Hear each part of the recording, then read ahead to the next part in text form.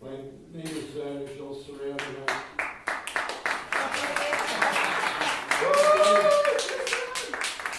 thank you. Haven't done anything yet. That's why we're applauding. Anyway, unfortunately, Jim Sands is ill and asked me to do this for him today, and I'm really happy to be here. I'd like to acknowledge that we're on the unceded territory of the Squamish, Tsleil-Waututh, and Musqueam people, and I'm very grateful to be able to work and play and write and read and enjoy my life here. So thank you to the host nations. Tonight's event is about forbidden literature, about banned books and banned poems and banned stuff that people who, I don't know, can't stand how other people think they should tell us how to think. And it reminded me of an incident when I was a kid. I was about, I don't know, grade 8 or 9. And one of my teachers, I was reading Robin Hood, a story about Robin Hood. And one of my teachers looked at me reading that book and said, "That's not a good book for nice Catholic boys to read." And I thought, when I said, I thought, well, if there's, you know, I mean, it's probably okay to steal from the rich, because it's harder for the rich to get to heaven than it is for a Catholic to get to the other people. So if you steal from them, it makes it easier for them to get to heaven. And her brothers owned a hardware store, and my people were tenant farmers, so in order to help her brother get it to heaven a little bit easier, the next time I went to shoplift bullets and 22 shells, I took 3 boxes instead of 1. So anyway, and I'm sure that if her and the priest could have, they would have banned me reading Robin Hood. So Jim gave me a poem to read to get this started. It's my virtual correct. It's called The Burning of the Books. When the regime commanded the unlawful books to be burned, teams of dull oxen hauled huge cartloads to the bonfires. Then a banished writer, one of the best, scanning the list of excommunicated texts, became enraged. He'd been excluded. He rushed to his desk, full of contemptuous wrath, to write fierce letters to the morons in power. "Burn me," he wrote with his blazing pen. "Haven't I always reported the truth? Now here you are, treating me like a liar. Burn me."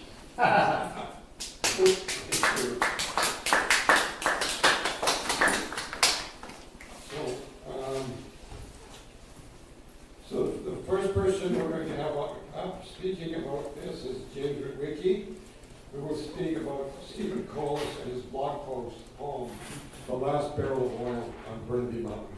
James?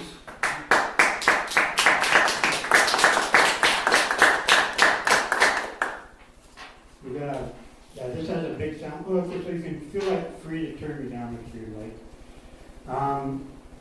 I'm James Wicki. I'm a local poet, and I'm here today to introduce Stephen Collis's prose poem, "The Last Barrel of Oil on Burnaby Mountain," which was posted in 2014. Collis and the group he was working with were protesting against the Kinder Morgan pipeline, which was being expanded to carry diluted bitumen from Alberta to Burrarding. This pipeline is now called the Trans Mountain Pipeline. I'm going to start with the first couple of lines from the poem. "Sometimes the world narrows to a very fine point, a certain slant of light, the head of a needle you need to pass through. I don't care right now about the National Energy Board of Canada, merely a corporate tool for shoehorning global energy projects into other people's territories, a funnel for money from the public to the private sector." End quote.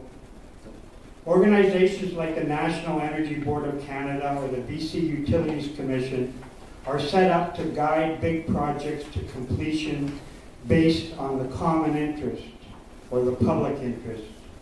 More and more frequently, there are competing local interests which include the local response to climate change. In Burnaby, there is opposition based on environmental and territorial concerns. The expanded Kinder Morgan pipeline will be carrying a petroleum product called dilbit, or diluted bitumen. Bitumen and diluted bitumen present a number of problems. And so I found this article, I have a link to it. Oh, this one I don't. And I'm going to quote from this article a couple of times. Here's a comment on bitumen from this article. The diluted bitumen Alberta wants to export has chemical and combustion properties that make it far inferior to the higher quality oil from U.S. formations in the Dakotas and Texas, or OPEC countries, or North Sea producers. Tar sands, oil sands, bitumen can be upgraded and refined, but that adds significant costs and requires dedicated facilities. This means that bitumen processing is more energy intensive with more greenhouse gas emissions than for other kinds of oil. Bitumen is definitely one of the least desirable energy products, which is why the industry wants to export bitumen to countries which have greater energy needs and more willingness to build refineries for bitumen. Here is another comment from the same source. For environmentalists and climate scientists, the chemical composition of Alberta bitumen is cause for deep worry about toxic emissions, potential spills into waterways and aquifers, and further destabilizing Earth's precious climate. Together with First Nations, environmentalists have vowed to fight long and hard for ecological reasons. I can tell you from what I've heard in the press over the years that environmentalists would prefer that the tar sands companies refine bitumen into a lighter product in Alberta petroleum in the pipelines. However, the oil companies say that local refineries are not cost effective. In fact, a number of refineries in BC and Alberta have closed over the years, which puts increased pressure on the pipelines and incidentally contributes to volatility of gasoline prices. On another environmental front, there is a real concern about accidental spills of bitumen. At the end of the pipeline in our story, workers will take the diluent out of dilbit and ship that chemical back to Alberta. Only bitumen will be loaded onto approximately 150 tankers per year and sent overseas through Burrard Inlet and the Georgia Strait. A big problem is that there is no good science on how bitumen acts in marine ecosystems. Scientists know that it sinks in water and is very hard to recover. They don't know how poisonous it will be in the ocean.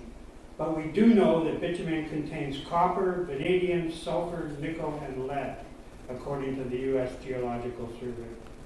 Even assuming that Canada can find a market for bitumen at an inflated price of about $80 per barrel, we will be exporting climate change, as it will take more energy input to refine bitumen without a clear path to disposing of the toxic elements.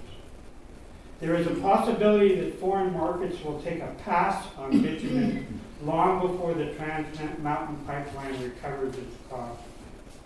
I mentioned that there are territorial interests opposed to the pipeline.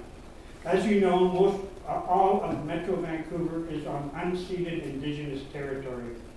In years past, the Supreme Court of Canada has upheld the duty of large projects to consult with local Indigenous rights holders. There are 120 First Nations along the route of this pipeline, which Stephen Collis was opposing in 2014. In the last few years, both the federal government and the BC government have signed on to the United Nations Declaration of the Rights of Indigenous Peoples. As a final note, there are demands that the federal government transfer up to 30% of the Trans Mountain Pipeline into Indigenous ownership. Governments and resource companies are on notice that things need to change in the future. Collis's poem foreshadows this truth. Indigenous rights include the right to clean air and water, as well as access to natural resources and traditional food sources. Resource companies will need to consider the impacts of pollution and climate change relative to local Indigenous rights. Stephen Collis's poem foreshadows this. That brings me to the power of poetry. I remember when I was studying English literature at UBC in the 80s, how our teachers insisted that poetry was important. If it was not important, why were people in power always trying to ban, censor, or silence it? Kinder Morgan sued Stephen Collis and his group for $5.4 million. They wanted him to stand down. The suit failed on technicality, but the public became aware that the protesters had struck a nerve.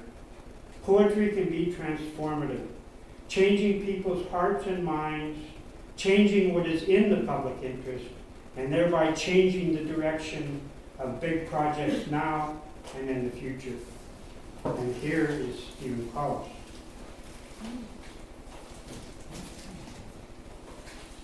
I gotta read the poem. I think the poem is shorter than mine.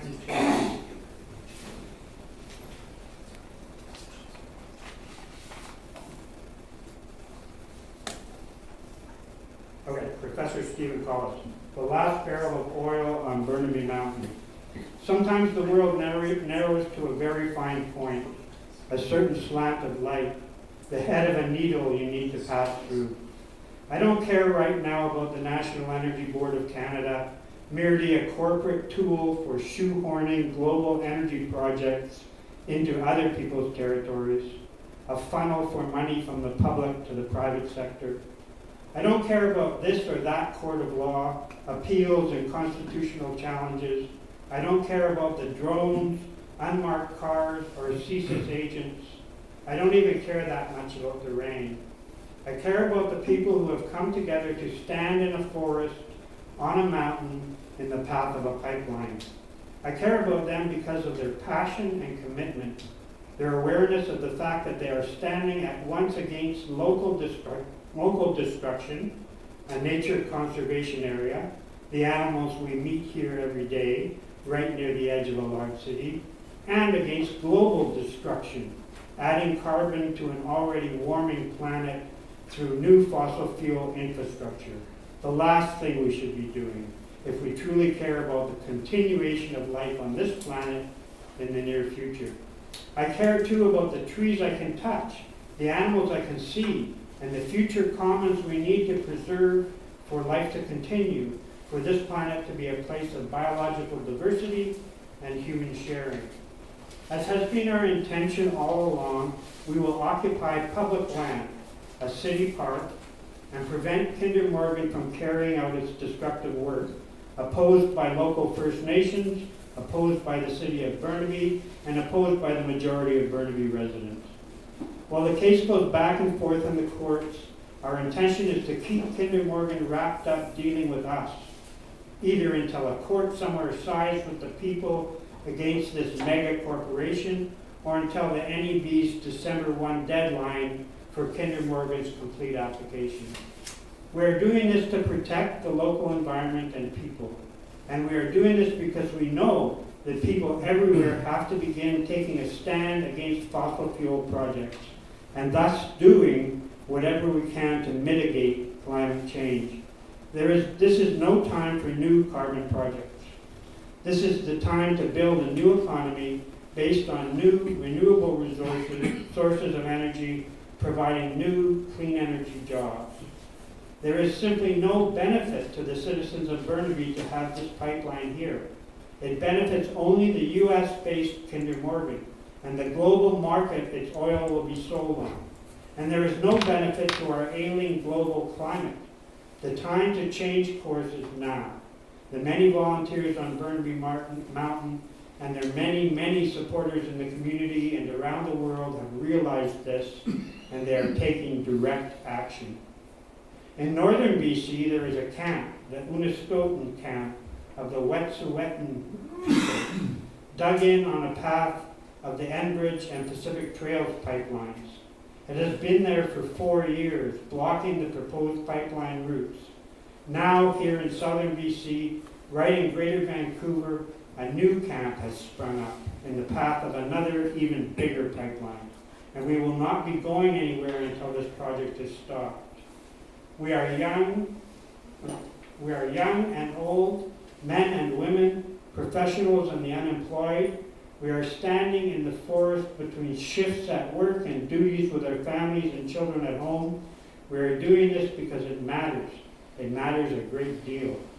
As barricades were assembled from garbage dumped down a hillside from the parking lot in Burnaby Mountain Park, an old rusted oil barrel was uncovered and rolled up the hill. It's a talisman, a symbol of the old world we are trying to resist and change. It is, we hope, the last oil barrel that will have anything to do with this mountain forest.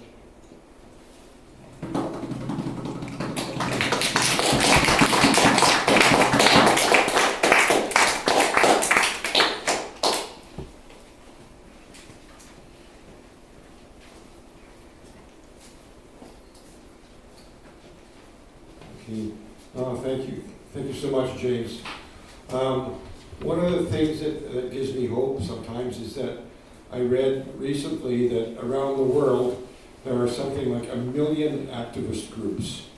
And maybe one day we'll all get connected and be able to turn this gargantuan economic system around and not be, create a world that's not dependent on petrocarbon. Next, Leith Harris is going to speak to us about The Handmaid's Tale and the kerfuffle, I guess, that's brought up in certain areas. So thank you very much, Leith.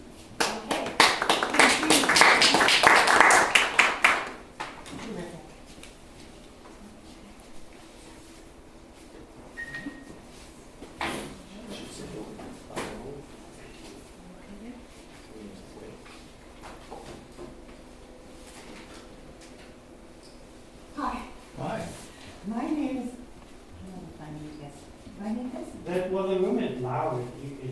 Yes, please. Yes, please. Oh, okay. Hi, my name is Leith Harris. I'm a settler of Greek Gaelic descent.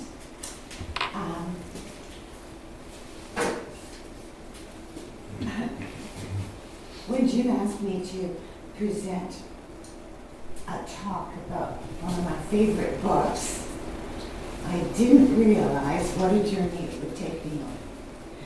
There is so much stuff online, controversies and contradictions, and like even about which is the most banned book. But anyway, The Handmaid's Tale is definitely one of the most banned books in the world. And it is the most banned book by a Canadian writer.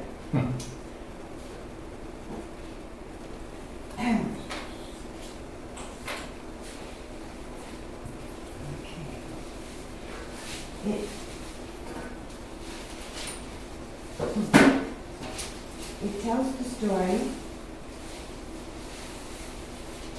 It tells of one woman's fight to survive when suddenly kidnapped and thrust into a totalitarian, fundamentalist police state.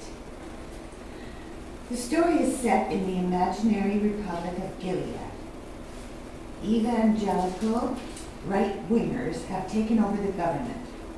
Because of pollution and chemical warfare, infertility rates are soaring. Everyone wants a baby. The families of those opposing the regime are torn apart. The children are given to worthy people. The women are categorized and color-coded as breeders, sex slaves, wives, kitchen help, or security. Men are forced into the military or are disappeared. Most people are under constant surveillance.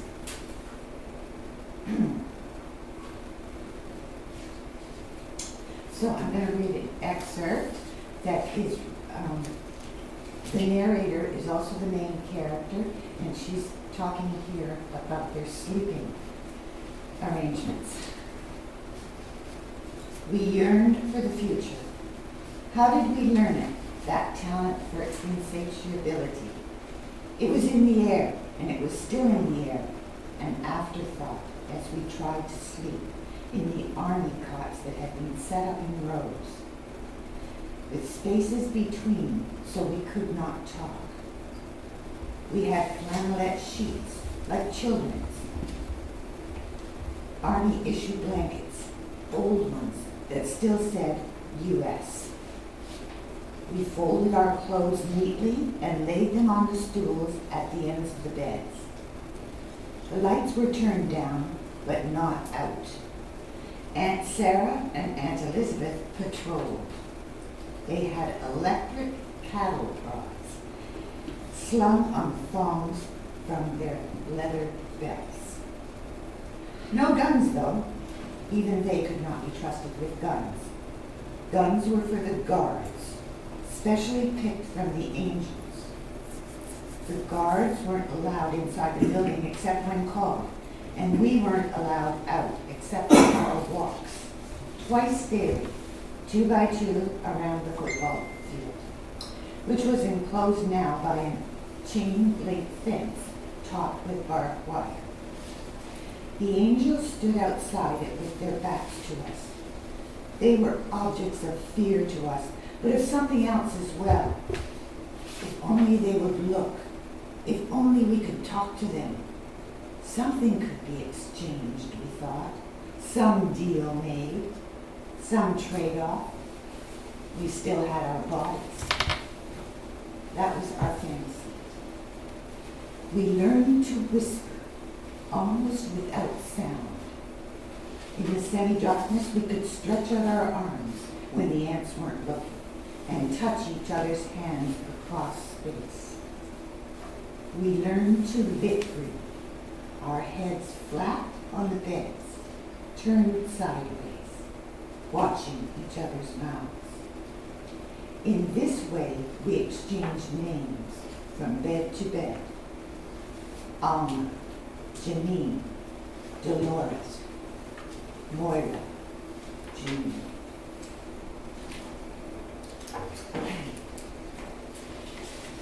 The Handmaid's Tale was first published in 1985, the height of the Reagan-Thatcher era. The 1% was being established.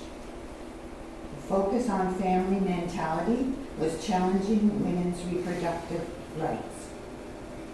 Just Say No was sowing the seeds for future drug disasters. George Orwell and Aldous Huxley's dystopian predictions from the early 1930s were coming to fruition. Big Brother did seem to be watching in this brave new world. The Handmaid's Tale was banned in some states when it was first published, and when the movies and TV series came out, the book was banned in many countries like Portugal, Spain, Russia, and India. It was recently banned in Virginia State. Supposedly, The Handmaid's Tale was banned because of its profanity, violence, and sexual content. But you really have to search for it. There are thousands of books on the shelves with much worse language, far bloodier violence, and much more explicit sex, including the Bible. Yeah, go for it. So let's talk about this new book banning craze. Some of the nation's most famous and critically acclaimed books have been banned. The banning of books and even the threat to burn some. They're burning books. Absolutely. This is next level.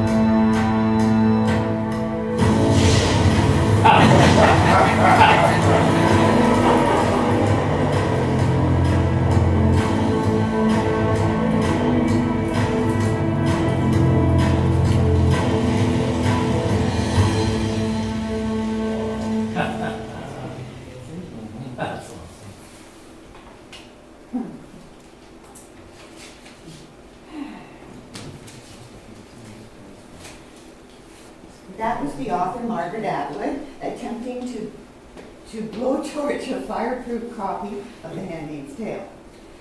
One article I read claimed that the unburnable book sold at the auction for $48,000.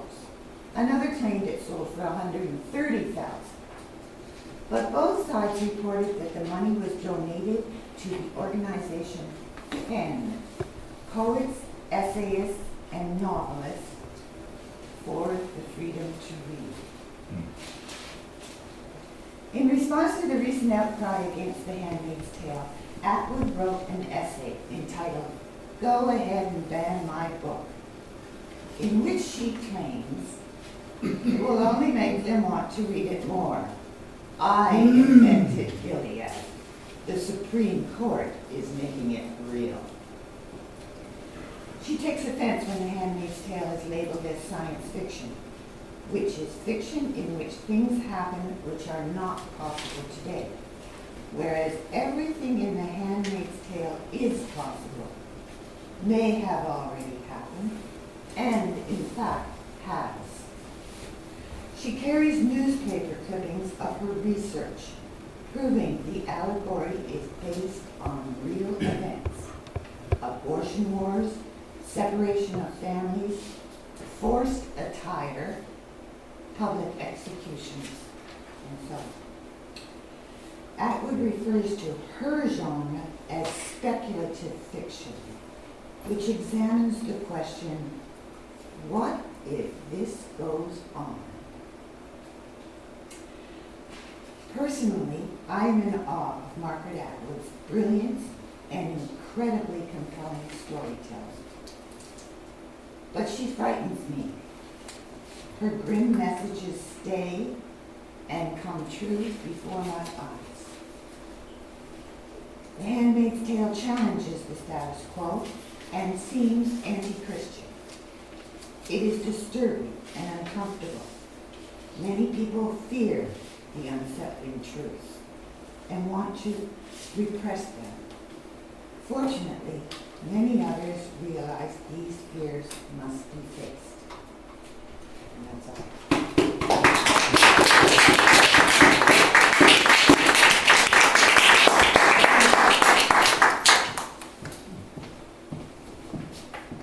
Okay, thank you very much, Lee. That's very good talk, very enlightening. It makes me want to read the book again. I read it many, many years ago, but I think I'll read it again. And speaking of parts of, she wrote it many years ago, and about things that have already come true, and now the United States House of Representatives has just nominated a chair who is virulently anti-abortion, who has made speeches denying that America is a democracy, and has called America a religious republic. So we have the person who's now second in line for the American presidency, who believes strongly that the United States is a religious republic. So it's really, like you say, it's really scary. And like you mentioned,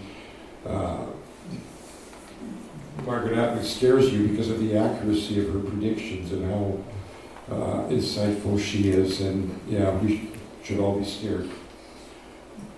What some stuff. Okay, next person to read will be Tara, who will speak about the children's book, Asha's Mums, and tell their experience reading in libraries as part of the group Storytelling with Drag Queens. So let's have a big hand for Tara.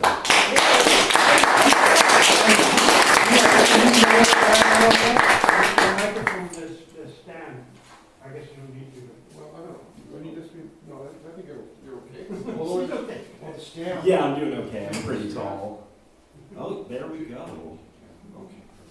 Don't need that, right? I don't really need that. But you know what? Maybe I'll use it just because it's there. The first rule of being a drag queen is to chew the scenery. Hello, everybody. My name is Tara Belady. Thank you all so much for welcoming me to the heart of the festival city. I am so excited to be here to share my experience with the work I do, coming into libraries, into neighborhood associations, formerly into schools, but that's not happening quite as much, to share the literacy advocacy as well as queer advocacy with young groups. A little bit about myself to start. I am a writer and musician based in so-called Vancouver. I am a settler, born and raised in Eastern Canada, but moved out here about 15 years ago. In the past, when I started drag, I did it because I wanted applause. I did it because I wanted to drink for free at the nightclubs. I did it because I liked fashion and makeup. But then I went back to school to get a master's in library sciences, where I focused my intent on developing programming for young adults, specifically programming that had to do with DEI initiatives and examining what exactly makes that's diversity, equity, and inclusion. What sorts of programming is meaningful under that label and what is just hot air that's being blown. And one of the places that I came to in my own work is representation as a force, you know. Oh boy, I really should have written everything down that I was going to say. I got my Cole's notes. Normally I'm talking to children or people who have already had a few. You're doing great. Yeah, well, thank you. Oh boy, you know, I really struggled with what I was going to say when I got up here. I sat all weekend on my couch and I thought, okay, I know about Ash's mom. I know about the book George that I also want to talk about. I know about anti-trans rhetoric and its history back into the 70s and the 60s relating to the women's lib movement and the Save Our Children organization. But I really had no idea how I was going to string it along. And then I put on RuPaul's Drag Race, which just happened to have a segment featuring the drag queens on the most current season talking about their own work that they do doing storytelling. And, you know, watching these international queens go through some of the same things that I have been through in my work with children was really empowering, and it really helped me get some good notes down. So, you know, you never know what. That was going to be a very funny joke, I assure you. So to begin with, I want to talk about why it is that I consider reading to children in drag such important work. Because it is, I would not necessarily call it supremely necessary work, but it is incredibly important. Why is that? Because of the kids. Parents aren't bringing their kids to storytelling with drag queens just for a lark. Parents can see the political climate. Parents know what is going on in Canada, in the US, and the world with regards to queer people. And so, when a parent has their special little one who maybe likes to put on a dress when dad's out, or maybe has some mannerisms that grandpa and grandma are, oh, you better watch out for them. You know, these parents, they see their kid exhibiting some of these behaviors, and these are the parents who want to show their kid that there's nothing wrong with them. These are parents that want to show their child who, you know, maybe it's just a passing fancy, maybe that is who they are, and that's who they're going to grow into, but they want to show their kid that regardless of whether they are queer or it's just a thing, there are grown adults who are not normal, who aren't normative, who normally have a big old walrus mustache and love putting on a dress or an 80s pantsuit. And you know, when I meet these kids and I talk to these kids, I can just see in their eyes that they get that I get them, that I'm not judging them, that I'm not there to tell them not to do what they're naturally inclined to do. So number one is the kids, specifically the kids who may or may not grow up to be queer. But you know what's also important? Number two, the kids who probably might not end up being queer. Most of the audiences that I'm reading to aren't kids who are covered in face paint or covered in sparkles. A lot of them are kids who you would expect to see not out of place on the soccer field or in a ballet class. You know, it's a lot of everyday young people. And I take those people's presence just as seriously as I take potential non-normative children, because the thing that I can do for them is to show them that I'm just like them. At the end of the day, they are a person, I am a person, and when they hear me tell them a story about worms and do my silly little voices, they're like, oh, that person's just as lame as my teachers, that person's just as silly as my parents, that the fact that they have makeup, a mustache, and a dress does not mean too much.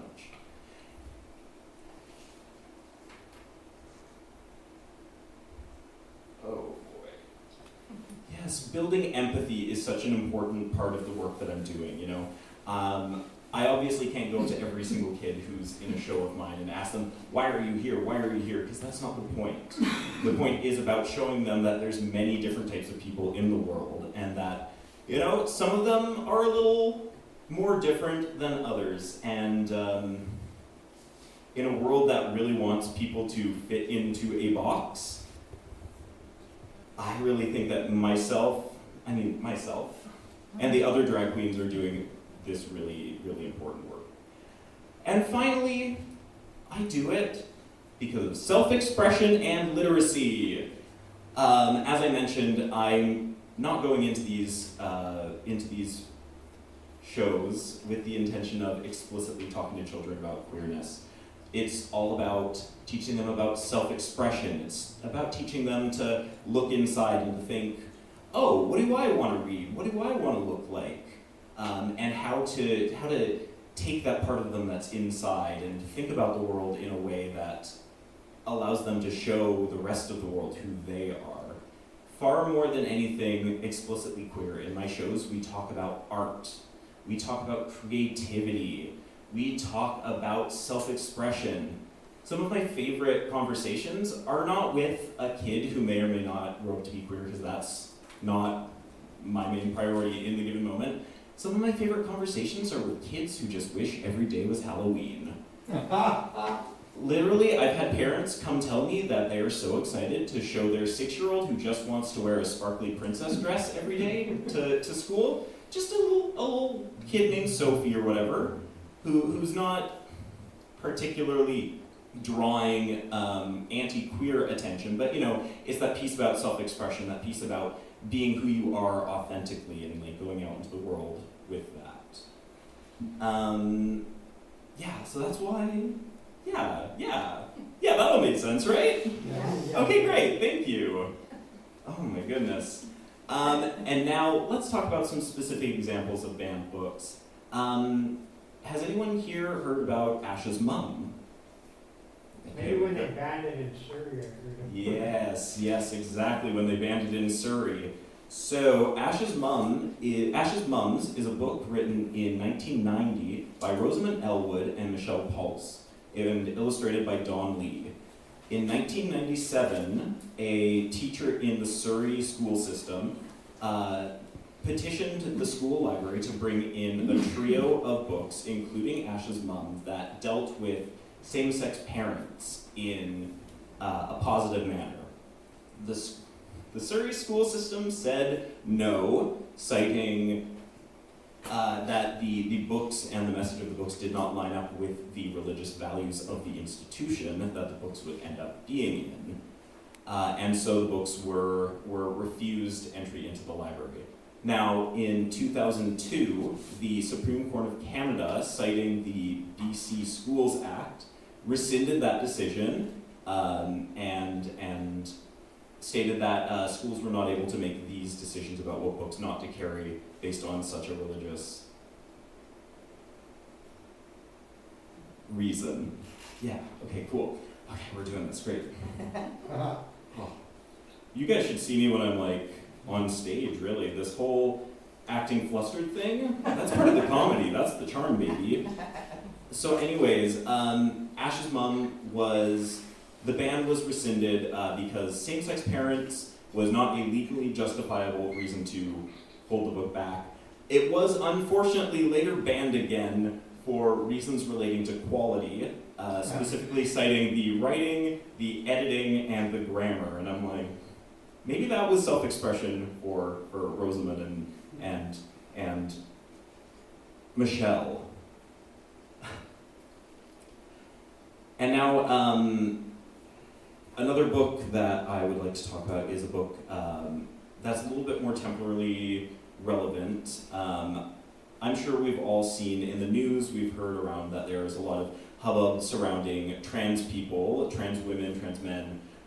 Going back years and years and years, I've been hearing about the bathroom debate since I was a child, and now it's focused on the children. You know, we have seen this sort of save the children mentality when it comes to right-wing organizations right-wing and religious organizations trying to take away the rights of non-normative people. And this is just the newest head that we see in this. So the book that is more relevant to today's time is one called Melissa. Now, Melissa was published in 2015 under the name George. It is a book about a young trans person whose parents know them as George, who really knows that inside she's Melissa.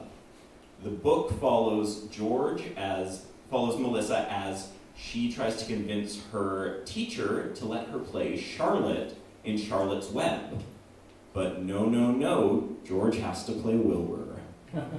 So anyways, it's a book about a kid who just wants to play a spider in a play because she knows that the spider herself represents her more than Wilbur the pig. It's not about hormones. It's not about dressing differently on a day-to-day basis. It's about making choices in your life that resonate with the truth that you feel inside. And you know what? I think that if these right-wing and uber-religious organizations really cared about the kids, they would want these kids to be finding their own truth inside and to be letting that inner light shine outside. And that's all I got for you. All right. Yeah, if you have questions. So what ended up happening to Ash's moms? Is it back in the schools, or was it banned eventually, or what's It was re-banned in 2003 or 4, and I wasn't able to find any information as to whether that second ban about quality was rescinded. Okay, thank you very much. Yeah, thank you.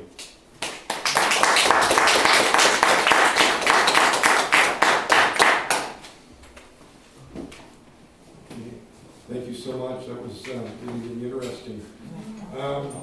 So our next storyteller is Tannen Lee Wright. Tannen Lee is going to share her feelings about recent news regarding Buffy Sainte-Marie and her career.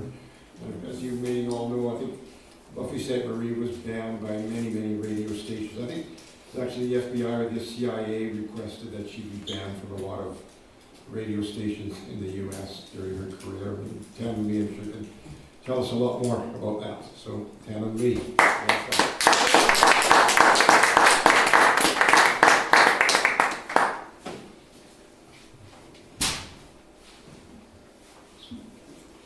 Well, that's too much.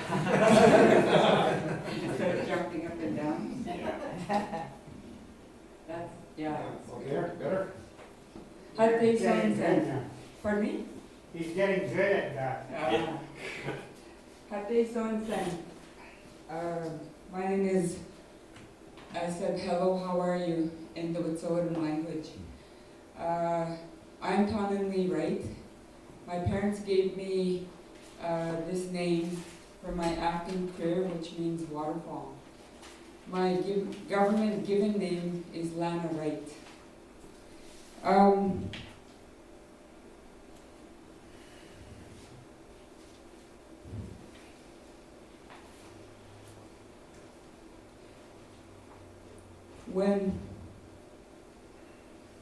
When I was first asked to come here to talk about Buffy Sainte-Marie and her being banned, she was being investigated by the FBI, and I was really excited to do the research about her. And I even became even more excited when I learned more about her. And I I don't know how many of you have seen the documentary, Making an Icon.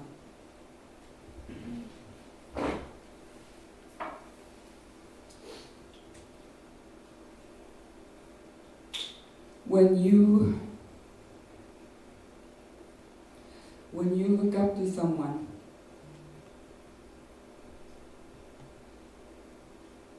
as a role model,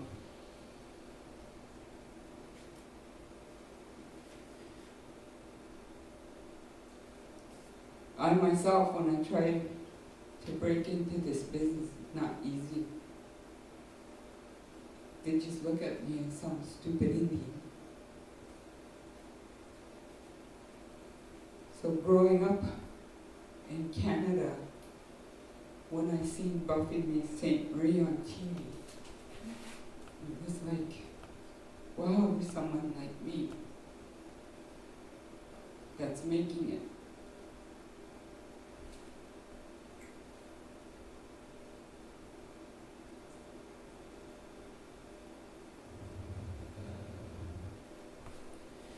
When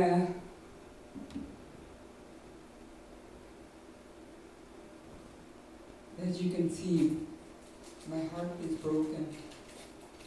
I'm gutted. I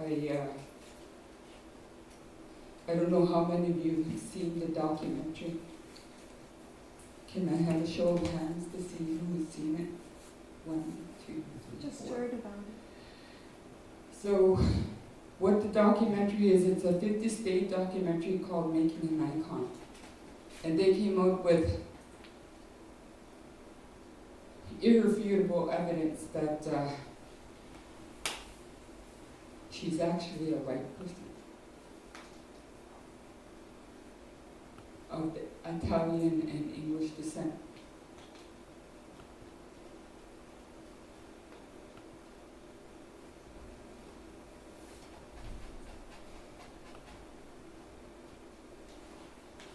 She claimed that she was, well, over the 60 years, she claimed that she was Mi'kmaq, Cree, Algonquin, and her native ancestry was never questioned until Friday night when I seen that documentary.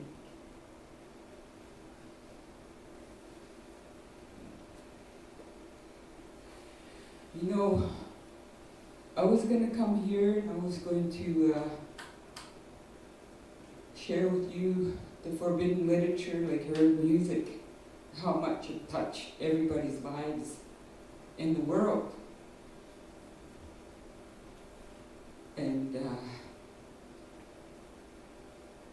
you know, I was going to dress up like her. I was going to wear the black leather jacket and feathers. All of it. I was going to come here and I was going to tell you everything I learned about her. And I was going to sing one of her songs for you in honor of her.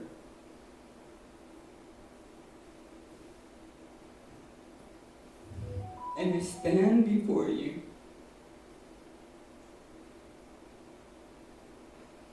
on my knees.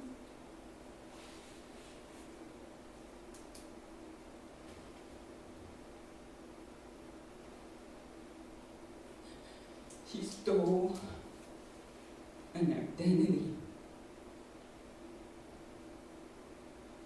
She claimed she was me.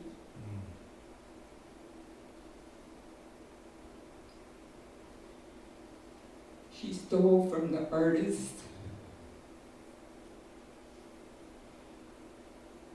Typically, 2018, Kelly Fraser was an aʔmat singer.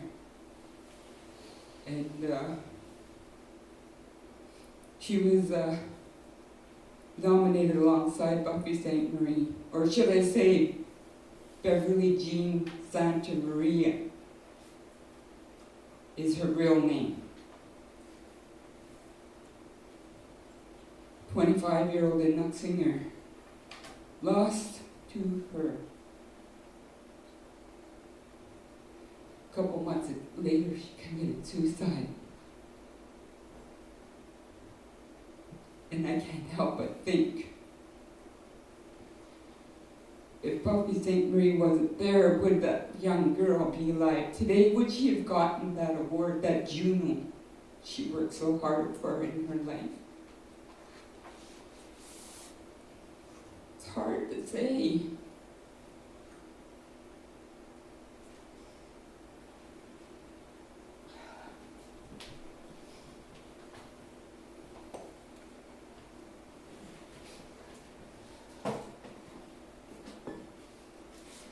This is an excerpt from her brother, the girl. My heart, I'm all over the place. I try to stop grieving, then I start thinking, what if? I know I can't bring my baby sister back, but this could have been life-changing, and I'm heartbroken all over again. I miss my baby sister so much. She respected Buffy so much, and it hurts to hear that maybe, just maybe, could have changed Kelly's life if she won the Juno Award and Buffy didn't. Bleh, I can't. My plate is full, and it's been full for too long. My heart hurts. Why does this keep happening? Imagine Kelly Fraser wins the Juno Award for Indigenous Album of the Year.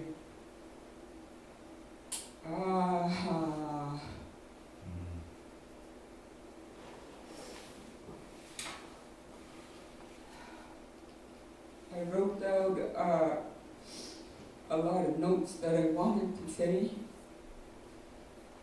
but I speak to you from my heart. This has happened far too long for our people.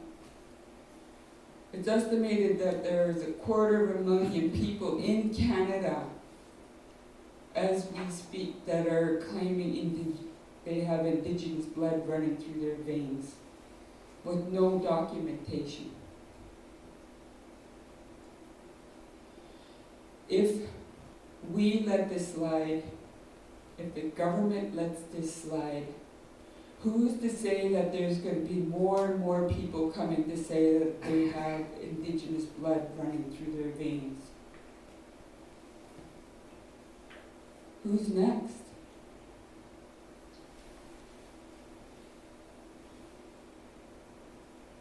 Who's next going to come forward? And there's professors out there, there's book authors, there's,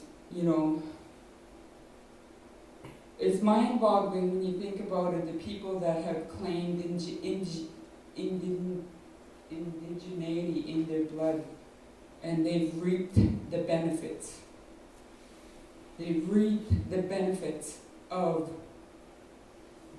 money, fame, grants, you name it. And Beverly Jean Santa Maria lives in Hawaii on the blood of our people. On the blood of our people. And that is not acceptable.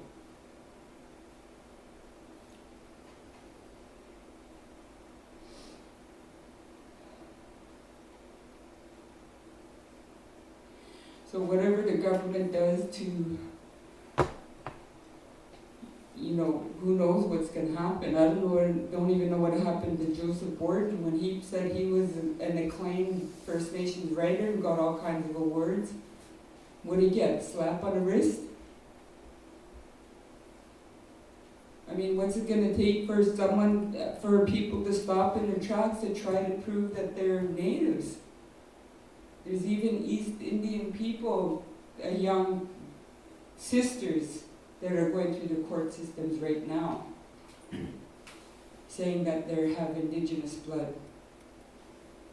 And the mom is charged alongside with them.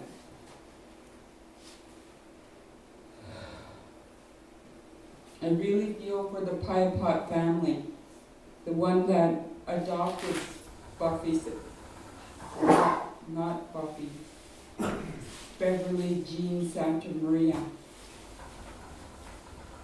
Because they're receiving the brunt of it all from the vitriol, from the anger of the people across this land. They're victims. Beverly Jean Santa Maria's own family are victims in this as well. Especially the brother tried to correct this fraud 48 years ago and was shut down by his own sister. There's two camps right now. And I know a lot of people are feeling this. As you can see how emotionally upsetting it is for me.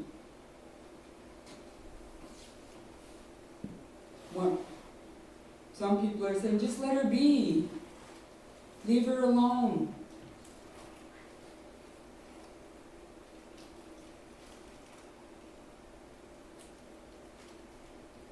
As a First Nations Wet'suwet'en woman in this country,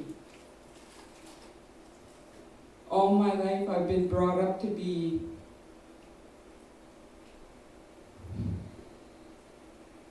truthful, honest, respectful, to be a productive person in this society.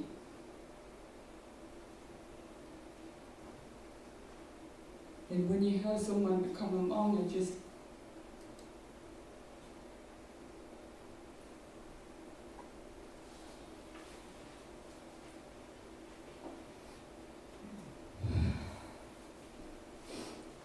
well, Beverly Jean Santa Maria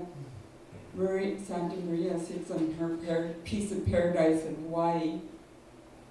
She's allowing us to bicker and fight and throw each other insults in the midst of this new revelation, instead of coming forward and telling her truth that she is Beverly Jean Santa Maria.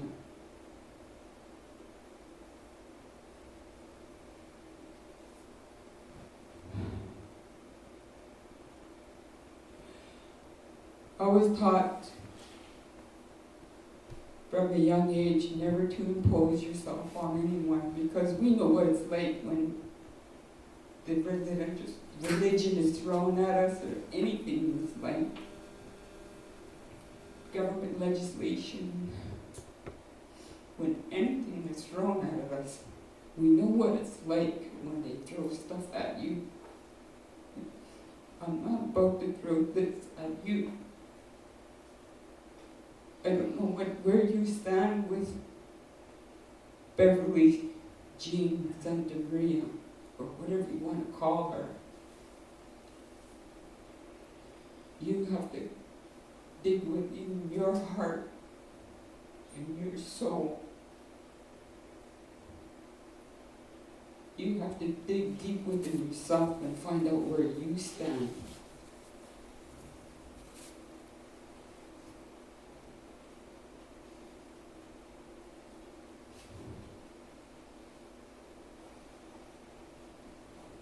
I pray for them, the aʔmat family. I pray for all the people that are impacted by the fraudster, what they're saying across Indian country. She's not Buffy, she's Bluffy.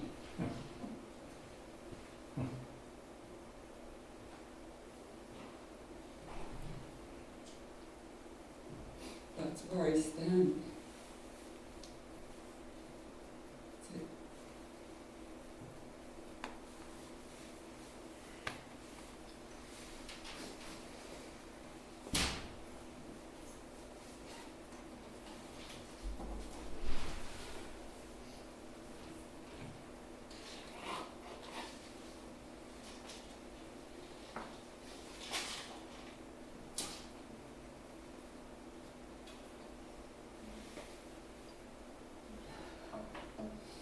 as you find your way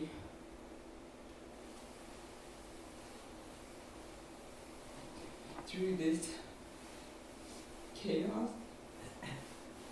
like a mess, or whatever you want to call it. I know in my heart, I want her to return everything that she's ever wanted. Why did she have to do that? She could have did so much more if she just stayed herself.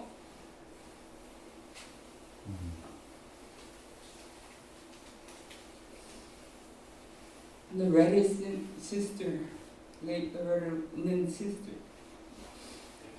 Crystal Gale, has got Cherokee blood in her. The song that I'm about to sing for you is called The Morning Song. When you wake up in the morning, you will greet and welcome a new day. I really hope that there's a lot of changes in this country with regards to what happened.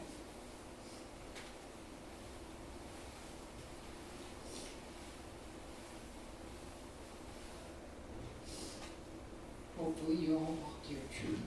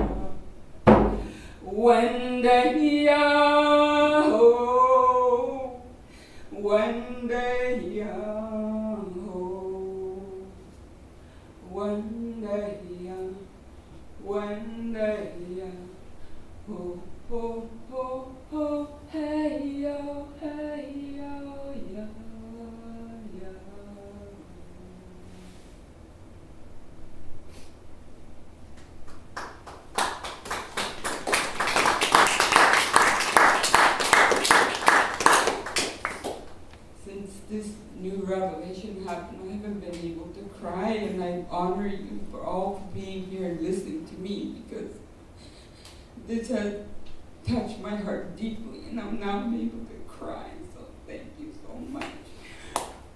Thank you. In case you want to watch this you can get this online. It's the 50 states making an icon. So if you want to view it yourself and find out what your view is. Recite. Thank you so much.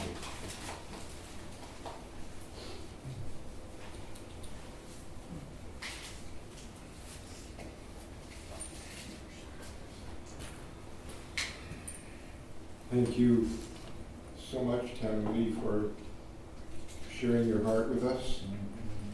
And I think maybe, well, what I'd like to do right now is just maybe be quiet for a few moments, just in gratitude to Tammy May for sharing what she has shared with us. So let's just have some silence. Thank you.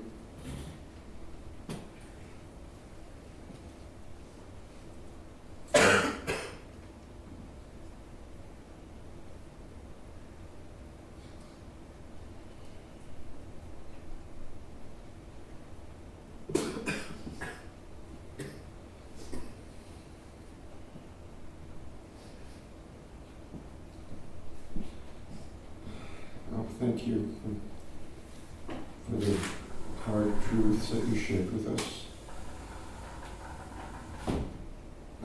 Does anyone have any questions for any of our presenters tonight? Or we can stay in this room. We've got about another 20 minutes, so maybe we can just hang out and talk with people and discuss everything we've heard tonight. So thank you very much, all of you, for coming. I've learned a lot tonight, and I'm so grateful for the Highway City Festival for bringing us all together. So thank you again. Thank you.